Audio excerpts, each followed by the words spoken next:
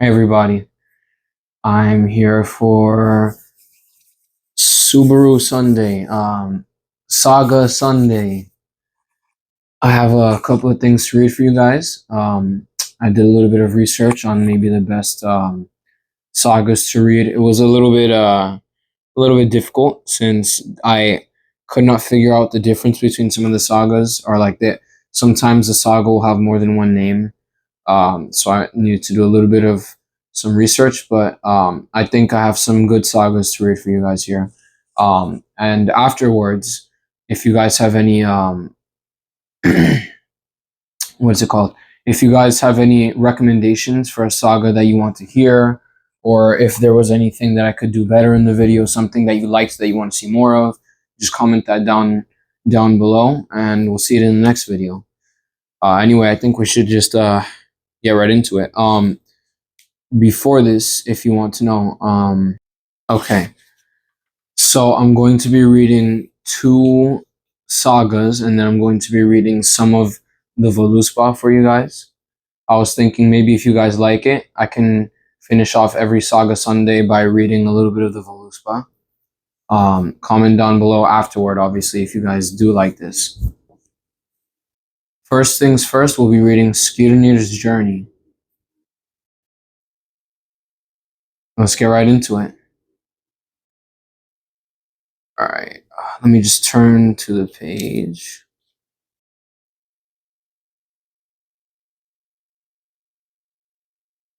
This is one of my favorite. I'm not sure if you could call it a saga, since it's not supposed to be about like a living human. It's supposed to be about in Vanaheim or in Asgard. But most of the story actually takes place in Jotunheim, which is the world of the giants.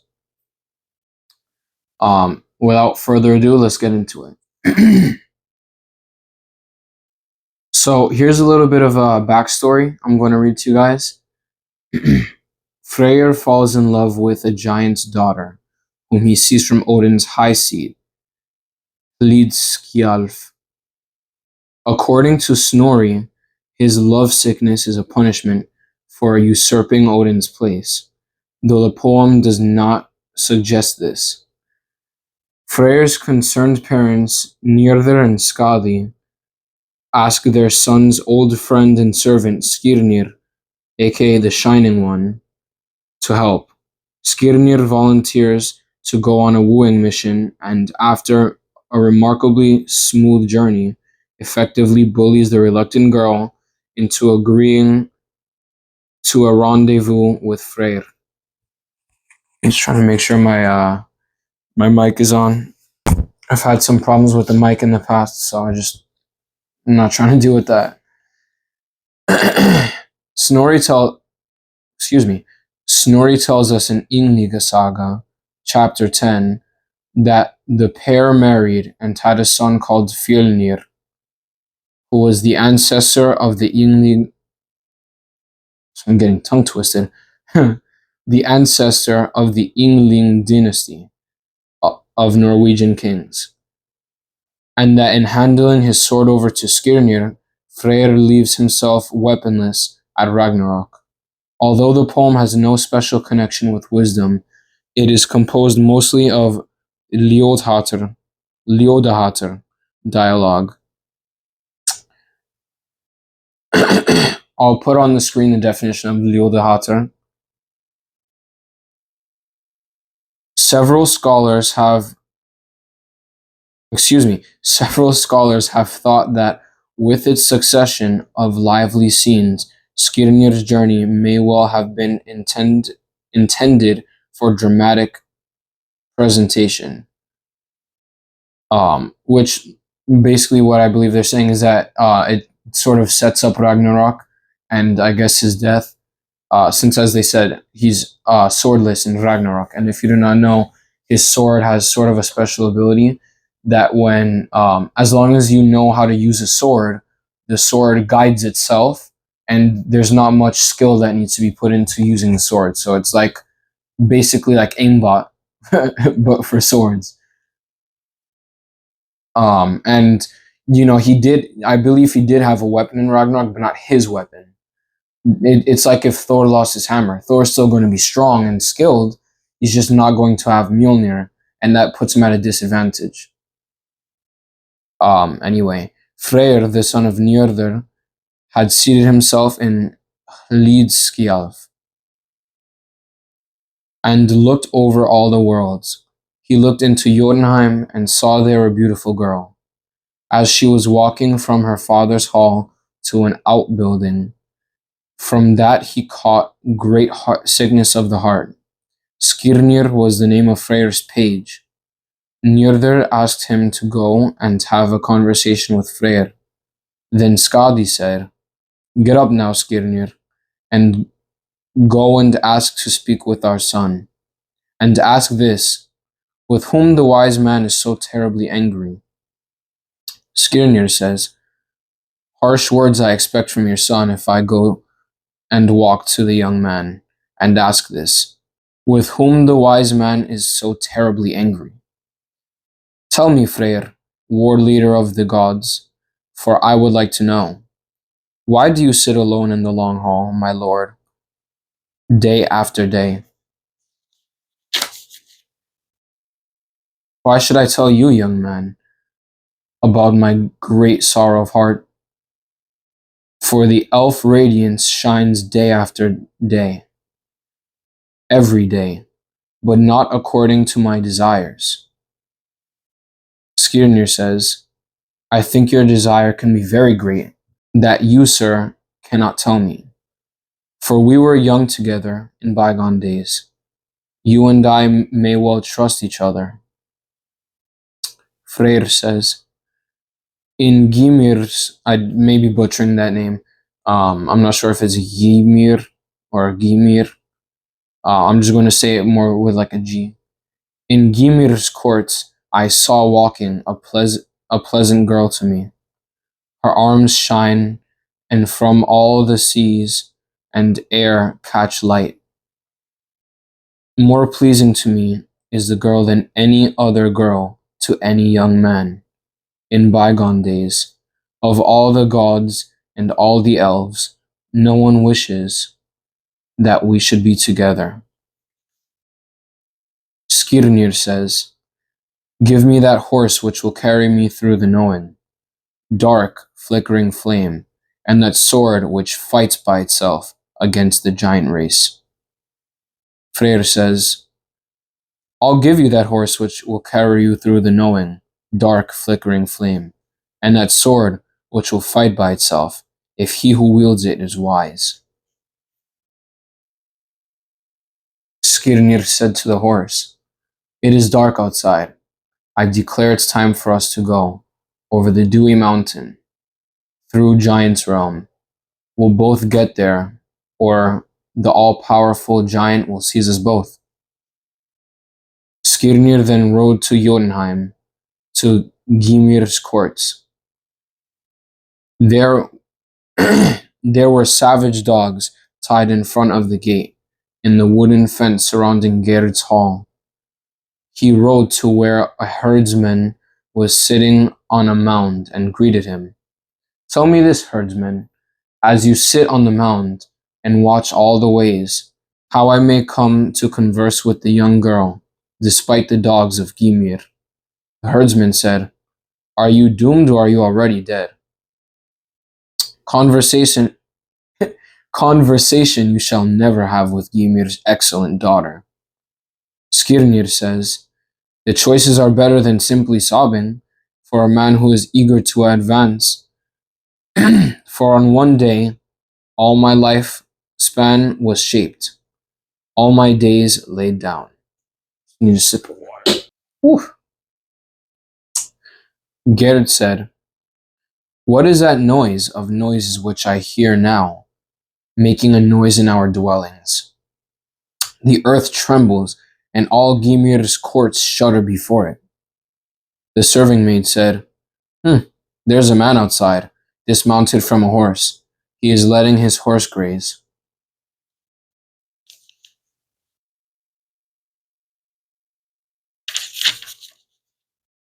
Gerd says, Tell him to come into our hall and drink the famous mead. Though I'm afraid that out here may be my brother's slayer. Who are you? Of the elves, of the Aesir's sons, or of the wise Vanir? Why do you come alone over the wild fire to see our company? Skírnir says, I am not of the elves, or the Aesir's sons, or of the wise Vanir, though I come alone over the wildfire to see your company.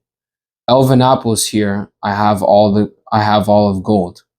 Those I will give you, Gerd, to buy your favor, that you may say that to you Freyr's the least loathsome of man alive. Gerd said, Elven apples I will never accept at any man's desire, nor will Freyr and I settle down together as long as our lives last. Skirnir said, I shall give you a ring, the one which was burnt with Odin's young son. 8 are the equally heavy ones that drop from it, every 8th night. He's talking about Draupnir, or Draupnir. Gerd said, I won't accept a ring, even if it was burnt with Odin's young son. I lack no gold in Gymir's courts. My father's wealth is at my disposal. Skirnir said, Do you see this sword, girl, slender, inlaid, which I have here in my hand? Your head I shall strike from your neck unless you declare we are reconciled. Gerd said, Coercion I shall never endure at any man's desire. Though I reckon this, if you and Gymir meet, keen fighters, a battle is bound to occur. Skirnir said, Do you see the sword, girl, slender, inlaid, which I have here in my hand? Before these edges the old giant will fall. Your father will be doomed. I strike you with a taming wind, and I will tame you, girl, to my desires. There you shall go, where the sons of men will never see you again. On an eagle's mound you will sit from early morning, looking out of the world, hankering towards hell. Food shall be fouler to you than is the shining serpent to all living men.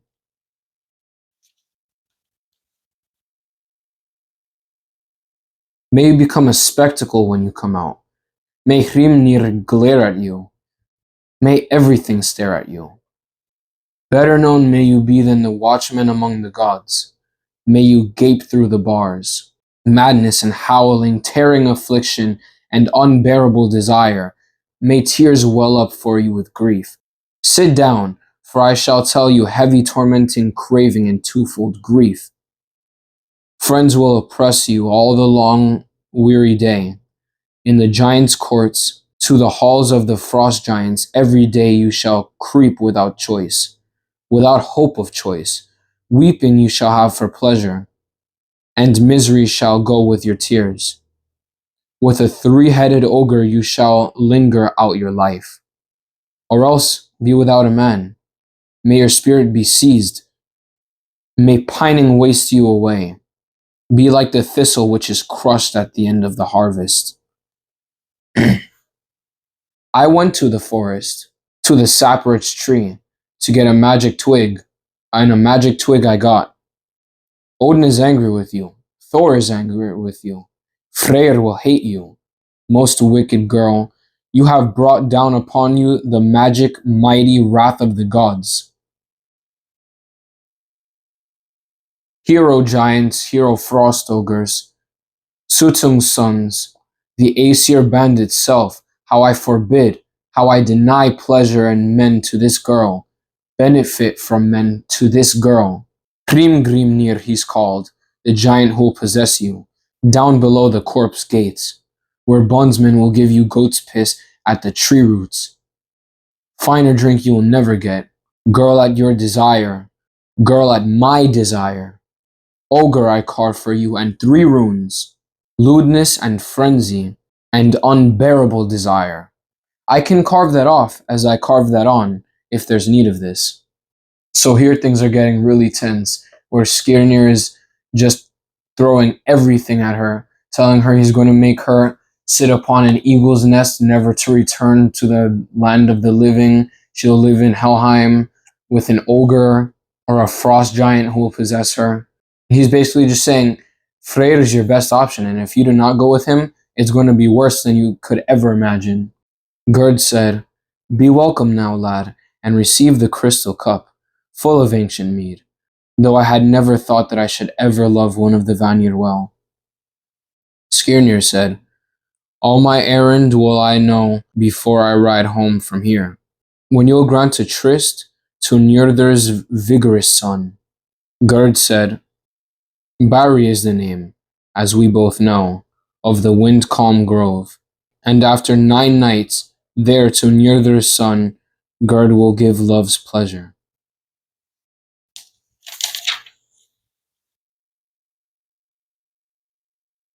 Then Skirnir rode home.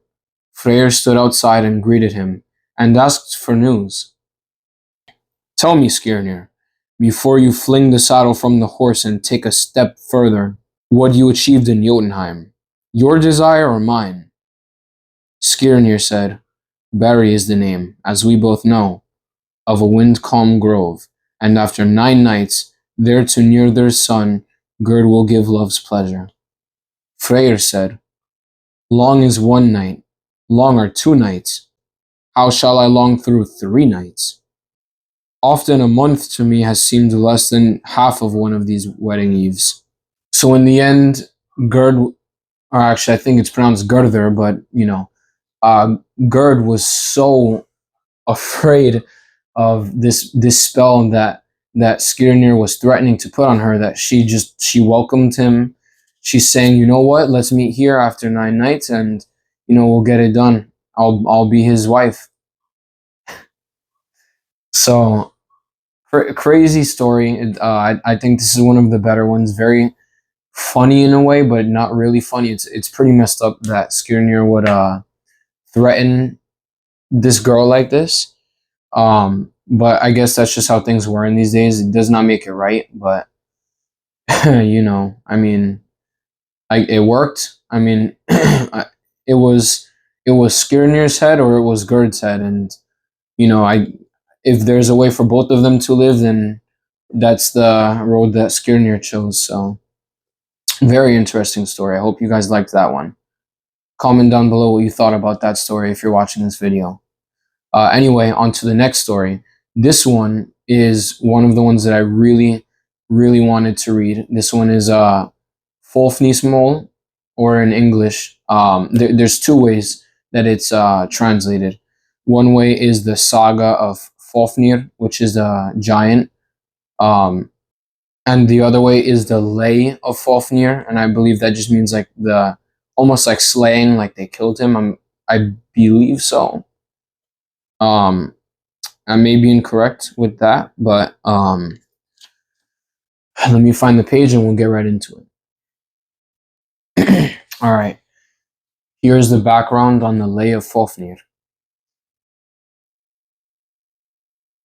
Perhaps unexpectedly, the Lay of Fáfnir, or Fafnismál, does not give the details of an exciting dragon fight like the one at the end of the Old English poem Beowulf. Rather, Sigurd stabs Fafnir from below while hiding in a pit, and the dragon he has fatally wounded, a Techi, I believe that says, a Techi interchange between Sigurd and Regin, and the advice of the Nuthatches, or Nuthatches, either Nuthatches or Nuthatches, whose conversation Sigurd comes to understand through the accidental tasting of Fafnir's blood. Sigurd and Fafnir's dialogue alternates between hostility and mutual respect. When Regin returns, the seeds of mistrust which Fafnir has sown in Sigurd's mind, and the arrogant way in which the foster father orders Sigurd about as if he were an apprentice rather than a fully fledged hero, combine to create resentment in the young man. The motif of wisdom, accidentally acquired from licking the thumb when cooking, appears only in Irish in the tales of the hero Finn MacCool, who gains knowledge when cooking the salmon of wisdom for his master. Birds often give prophetic and insightful advice in the Edda. In the poem of Helgi, sorry if I butcher this name, Helgi Hjorvardsson, Atli makes, which Atli is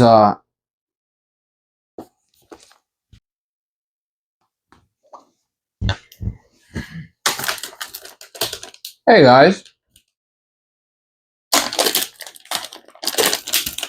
sorry for this cutaway. I know I was reading. Something happened inside the house and I just stopped in to get a snack, so I'm gonna get right back. I'm gonna get right back to reading. I forgot where exactly we left off. So what I'm going to do is I'm going to edit the video just to put me back where I was reading. So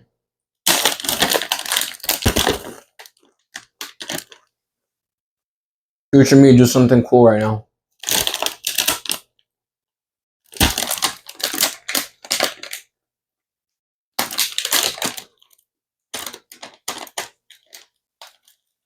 That was amazing. All right. Well, let's get back to the story. By the way, these are really good if you can have them. These are awesome. Let's get right back to it. Okay. It seems like this saga is actually a little bit longer, so that's pretty good actually. So it's going to be more substanceful. But I mean, think about it. The backstory is actually pretty long if you want to see that. On this page right here, I mean, the other one, I don't know, think it was even close to that long.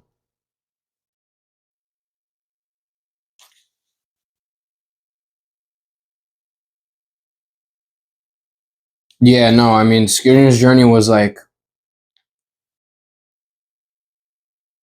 3/4 of this. So, I mean, it's not insanely long compared to it, but if you look right here, I mean, the words are not important, but all this right here is the backstory, and then this is just getting into the actual story.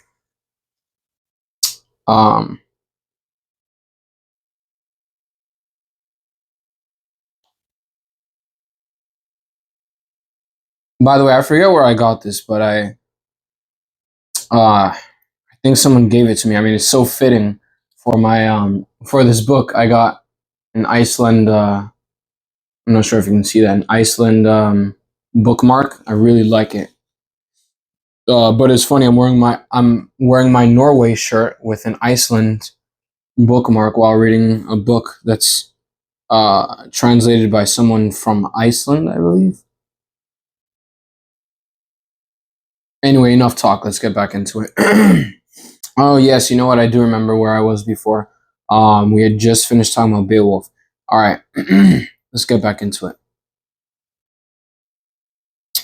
Rather, Sigurd stabs Fafnir. Nope, actually, no, I'm wrong. I was actually almost done. Finn MacCool.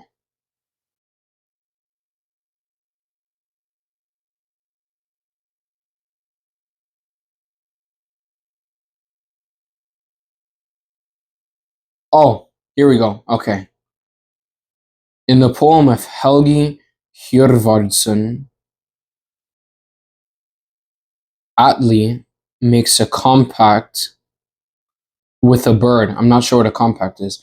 And in the last of Rig, in the list of Rig, young Kon is directed towards conquest instead of bird hunting by a wise bird. The nuthatches point Sigurd both toward a match with Gudrun, daughter of Giuki. and to the awakening of the Valkyrie Sigdrifa. Sigurd and Regin went up to Nita Hel- to Nita Heath, and there they found Fafnir's tracks, where he slithered down to the water. Then Sigurd dug a great pit in the path, and he got down into it. And when Fafnir slithered away from the gold, he snorted out poison, and it fell down into Sigurd's head. And it fell down onto Sigurd's head. And as Fafnir slithered over the pit, Sigurd stabbed him in the heart with his sword. Fafnir shook himself and flailed it with his head and tail. Sigurd jumped out of the pit, and both looked at one another. Fafnir said, "A boy! Just a boy! To what young man were you born? Whose son are you? You who have reddened your shining sword on Fafnir. The blade stands in my heart." Sigurd concealed his name, because it was an old suspicion to believe that the words of a dying man had great power if he cursed his enemy by name. He said, "Preeminent beast I am called, and I go about as a motherless boy. I have no father. As the sons of men do, I always go alone." Fafnir said, "Do you know, if you had no father, as the sons of men do, of what wondrous creature you were born?" Sigurd said, "My lineage, I declare, will be unknown to you, as I am myself. Sigurd I am called. Sigmund was my father. I who have slain you with my weapons." So it seems like going nameless was a pretty short thing for him. Fafnir said, "Who egged you on? Why did you let yourself be urged to destroy my life? Shining-eyed boy, you had a fierce father. My courage whetted me. My hands assisted me in my sharp sword. Few are brave men when they become old, if they are cowardly in childhood." Fafnir said, "I know if you could have grown up in the bosom of your friends, you'd be seen to fight furiously. But now you are a captive, a prisoner of war. They say bound men are always trembling." Sigurd said, "You taunt me now, Fafnir, because I'm far away from my father's inheritance. But I'm no captive. Though I was taken prisoner, you found that I'm a free agent." Fafnir said, "Spiteful words you reckon to hear in everything. But I'll tell you only one truth. The resounding gold and the glowing red treasure, those rings will be your death." Sigurd said, "Power over his property every man shall have, always until the one day. For on one day only shall every man depart from here to hell." Ah, this is what I was saying in my last video. Interesting how we come back to that. Fafnir said, "The Nornir, judgment you'll get in sight of land, and the fate of a fool. You'll drown in the water, even if you row in a breeze. All is dangerous for the doomed man." Sigurd said, "Tell me, Fafnir, you are said to be wise, and to know a great deal. Which are those Nornir who go to help those in need, and bring children forth from their mothers?" Fafnir said, "From very different tribes I think those Nornir come. They are not of the same kin. Some spring from the Aesir, some from the elves. Some are daughters of Dvalin."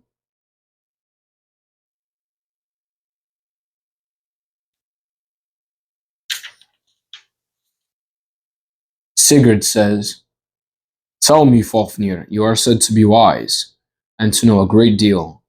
What that island is called, where Surt and the Aesir will mingle sword liquid together?" Fafnir said, "Not yet made it is called. and there all the gods shall sport with their spears. Bilrost will break as they journey away, and their horses flounder in the great river.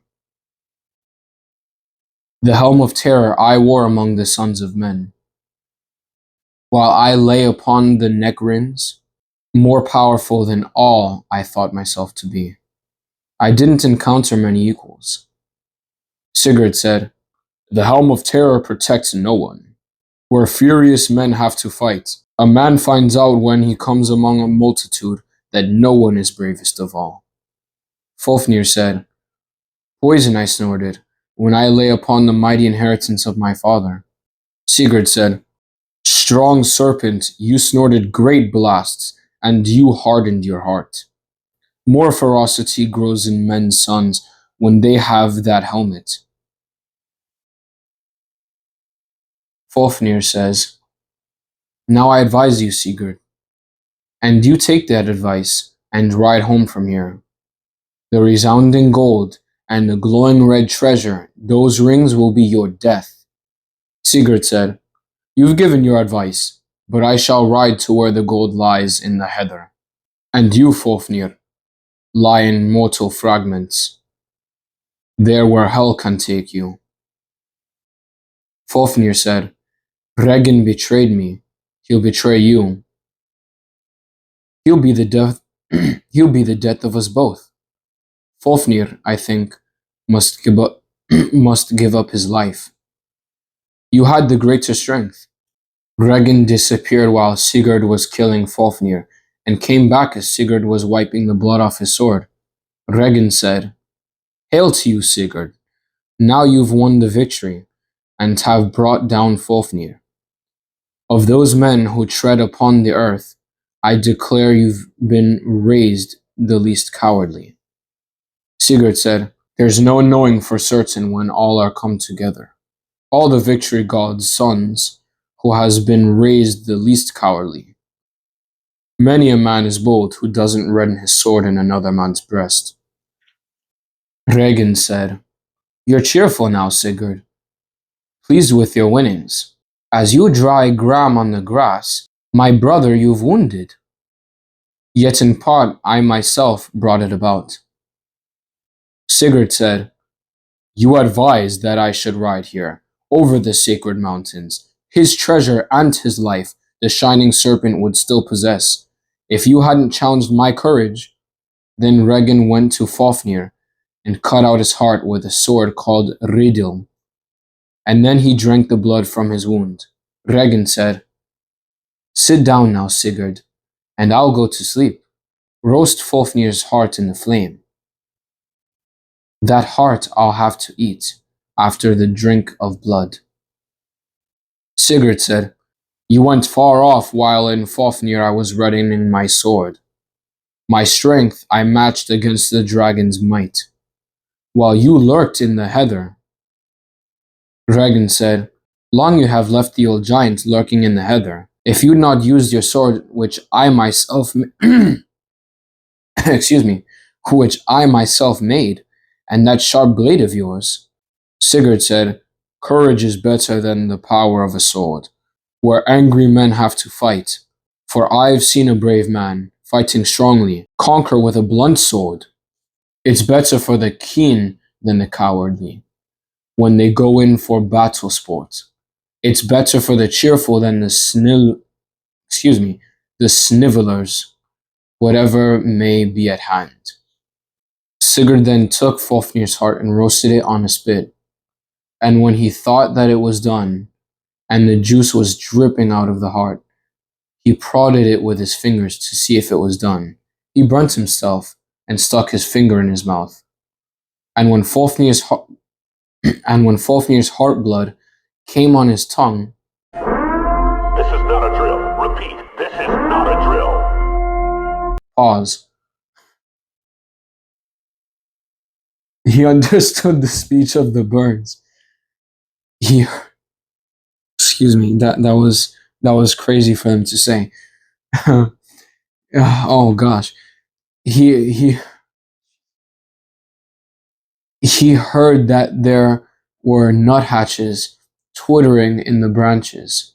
The nuthatches said, "Yo, I'm sorry, that was crazy. That's difficult to get over. That was crazy that they said that. I need to open a window."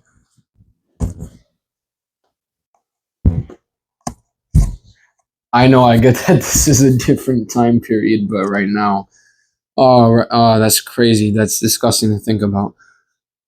Anyway, uh, the nuthatches said, the nuthatch said, "There sits Sigurd, splattered with blood, roasting Fafnir's heart on the fire. The destroyer of rings would seem wise to me, if he were to eat the shining life muscle." A second nuthatch said, "There lies Regin plotting to himself. He intends to betray the boy who trusts him. In fury, crooked words he'll cook up. That smith of evil who wants to avenge his brother." A third one said, "Sure to buy a head, he should send the old sage off to hell from here. Then all the gold he alone would possess, that heap which lay under Fafnir." A fourth one said, "Wise he'd seem to me if he knew how to get the friendly vital advice of your sisters. If he thought about himself and made the raven happy, I expect a wolf when I see his ears."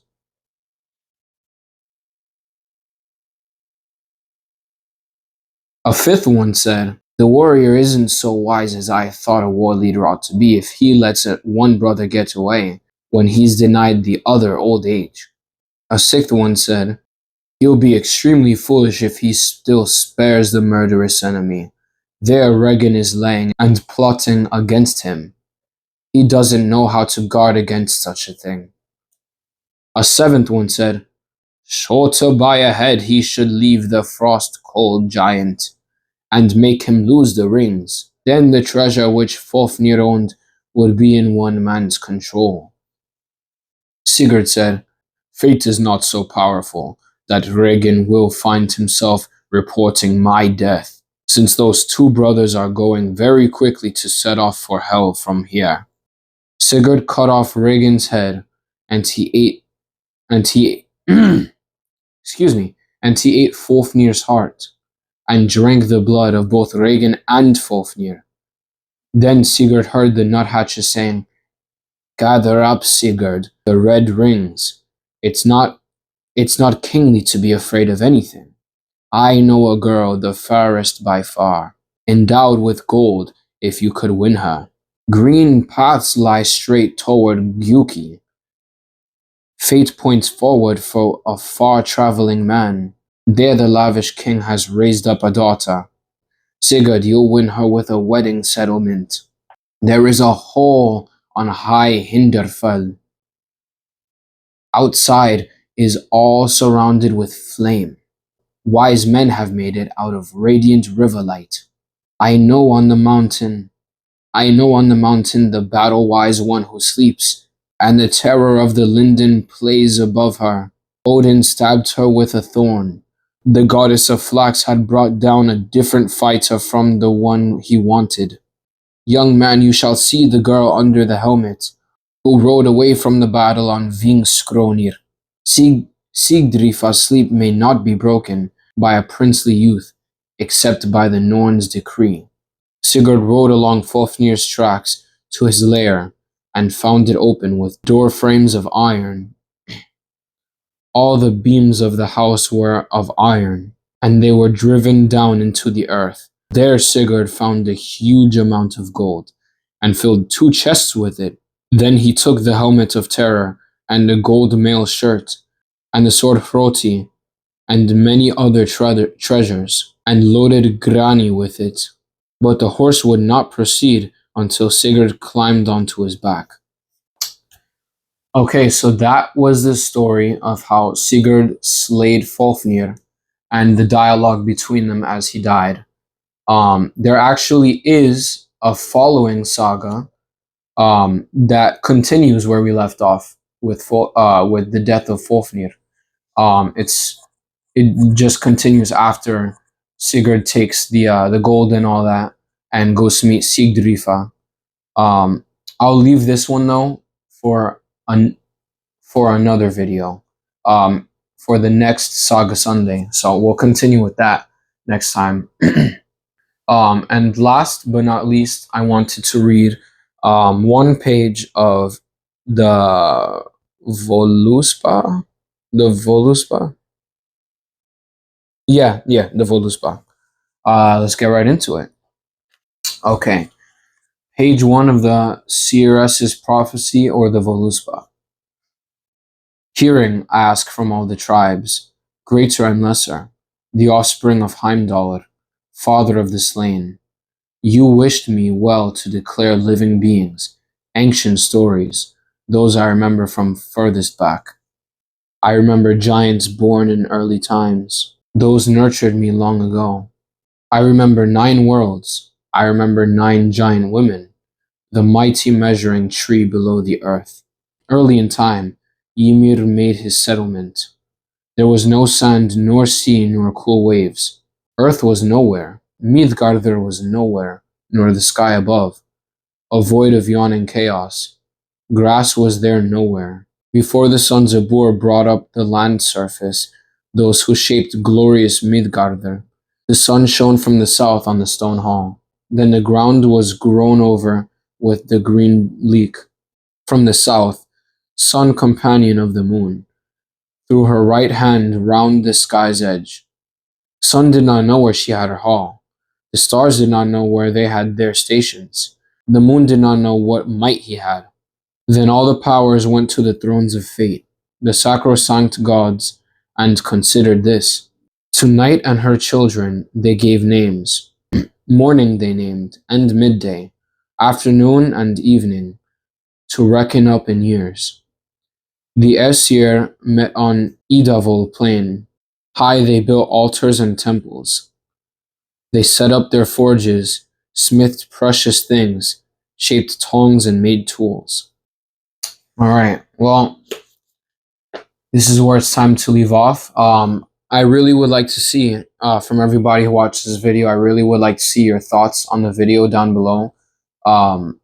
Just to know if you guys want to see more videos like this. I mean, I'm going to do Saga Sundays, but if it's not as well liked as Thor's Talk Thursday, then I'll just stick more to that. But I do really like this. I like the reading. So if people, if you guys do want to see more of this, please comment down below that you like it, what you liked about it, what I could maybe do better, what you want to see more of that I did in videos. If you have a recommendation for another saga or something else to read, I'll figure out what to do there. I'll even get another book if I need to, and I'm thinking maybe I'll get the what was the other one called? Not Snorri's. It's there's some other books that I'm thinking of getting to read to you guys. Maybe I'll get a book of the Icelandic sagas. That may be a good idea. So I'll get some stuff for you guys if you'd like to keep seeing this. So yeah, I mean, please put your comments down below. I really do want to know what you guys think of this, and if you like it, then we'll keep going. I mean, I have a good time with this. So anyway, I will see all of you guys next Thursday, and you guys will be seeing this on Sunday. I really hope you guys liked this video. We'll see if I'll post clips on TikTok. Maybe I'll keep this a little bit more exclusive. And yeah, so I hope all of you guys have a great night, great morning, great rest of your day, whatever time it is you guys are watching this. If you just came from the gym, rest up. If you just came from work, rest up. If you're just chilling today, I hope you have a good rest of your day and just chill. So yeah, everybody, I'll see you for Thor's Talk Thursday.